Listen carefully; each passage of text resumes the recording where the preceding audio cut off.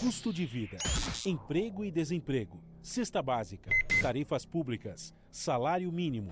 Agora, na Brasil Atual, a análise do DIEESE. Clemente Ganslúcio, diretor técnico do DIEESE. Olá, Clemente, bom dia.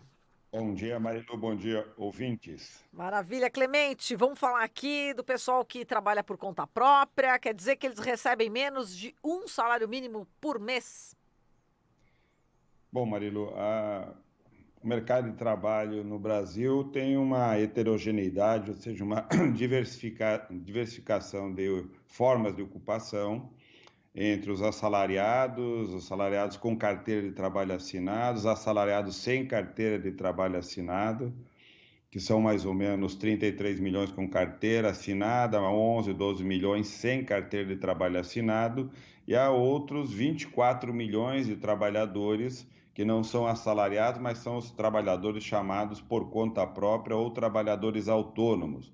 Não tem vínculo de assalariamento, portanto, não tem um empregador, e muitas vezes não tem nenhum tipo de trabalhador, nenhum tipo de empregado. Às vezes até tem um ajudante, mas não com uma relação formal de assalariamento. Portanto, esses trabalhadores chamados trabalhadores autônomos ou por conta própria formam, hoje são mais de 24 milhões de trabalhadores, mais de um quarto da força de trabalho, portanto, no Brasil, tem essa forma de inserção ocupacional. Ela é caracterizada, como eu disse, por uma ausência de um vínculo assalariado, de uma prestação de serviço permanente e contínua a uma empresa e subordinado a ela, mas é uma forma de ocupação que tem relação com a prestação de serviço com as famílias ou, muitas vezes, para as próprias empresas. Esses trabalhadores podem ser um carpinteiro, um eletricista, um pedreiro, pode ser um ambulante em vias públicas vendendo ou alimento ou alguma mercadoria, pode ser um outro prestador de serviço que lava carro na rua ou cuida de um automóvel na rua ou assim por diante, trabalhadores que fazem as mais diferentes ocupações, têm as mais diferentes ocupações e fazem os mais diferentes serviços. O que caracteriza essa ocupação é uma grande fragilidade do ponto de vista da proteção social. No geral, não tem proteção da previdência, não tem proteção para algum acidente de trabalho ou ausência de renda por algum infortúnio em termos de saúde, por exemplo, ou uma necessidade de afastamento do trabalho, deixa sem renda. E também a situação da inserção ocupacional é caracterizada por uma grave distorção do ponto de vista do rendimento. Só para nós termos uma ideia, desses 24 milhões de pessoas que estão trabalhando como autônomo, mais de 10 milhões dessas pessoas têm uma renda inferior a R$ 998, portanto, trabalham mensalmente, semanalmente e têm uma renda inferior no mês a um salário mínimo. Portanto, quase 50% dessa força de trabalho autônoma tem uma renda inferior a um salário mínimo. E se nós considerarmos ainda aqueles autônomos que ganham menos de R$ 300, portanto, menos de um terço do salário mínimo, que significa em torno de R$ 10 por dia, nós temos 3,6 milhões de trabalhadores autônomos que têm uma renda equivalente a R$ 10 por dia. Isso é a característica de um mercado de trabalho com uma heterogeneidade que fragiliza, precariza, tem formas de ocupação extremamente precárias, com rendimentos extremamente baixos, caracterizando uma desigualdade monstruosa no mercado de trabalho, uma desigualdade ainda mais perversa na economia brasileira.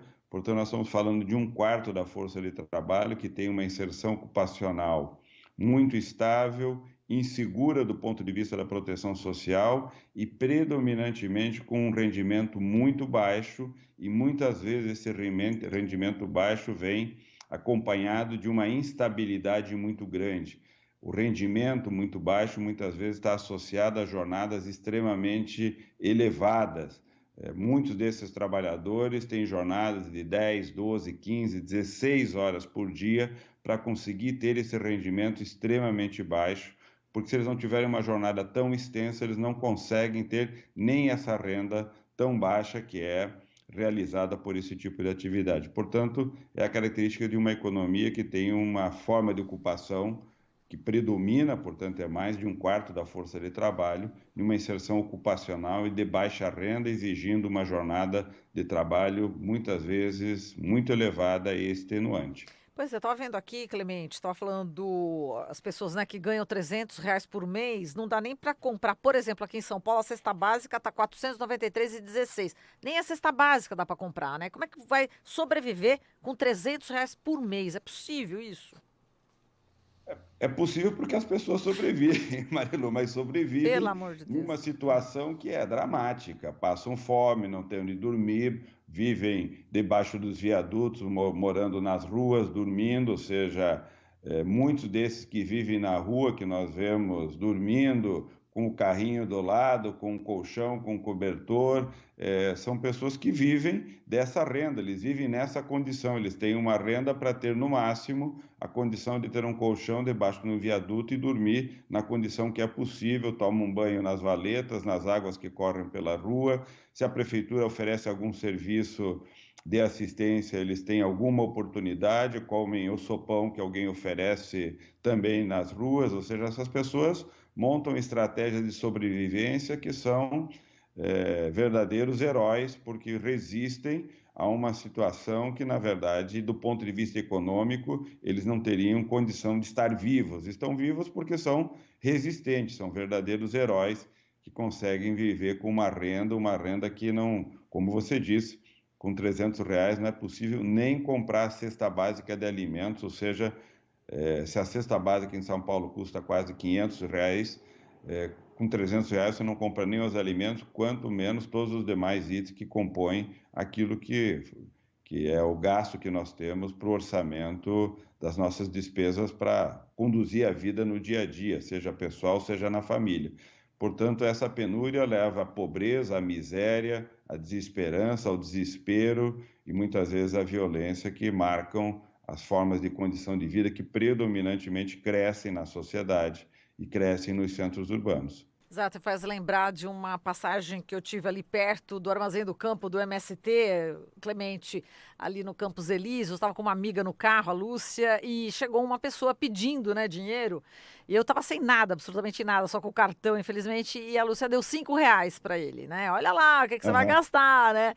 Com medo, né? Aquela coisa, olha, vai comprar cachaça, aquela coisa toda. E aí ele falou assim: ai, 5, olha, vai dar para comprar almoço para mim e para mais 4.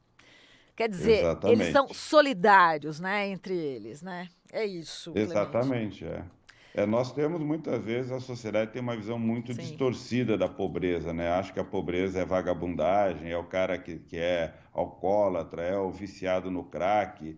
Evidente que esse problema existe não só entre os pobres, existe entre os ricos, existe em toda a sim. sociedade.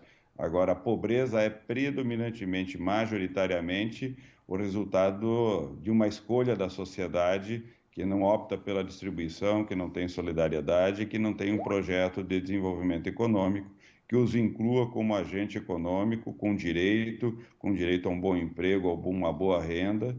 A experiência recente no Brasil mostra que quando a economia cresce e oferece emprego, oferece oportunidades, as pessoas vão para o emprego, vão para a oportunidade, querem resolver sua vida, querem ter uma vida digna e não querem viver nessa situação. Vivem assim porque não tem alternativa, porque o país não oferece esses caminhos para que elas possam trilhar. Perfeito, Clemente. A gente agradece aqui a sua participação. Forte abraço para você e bom final Um de abraço, semana. Até mais. igualmente. Falamos aqui com o Clemente Ganslúcio, diretor técnico do Diese.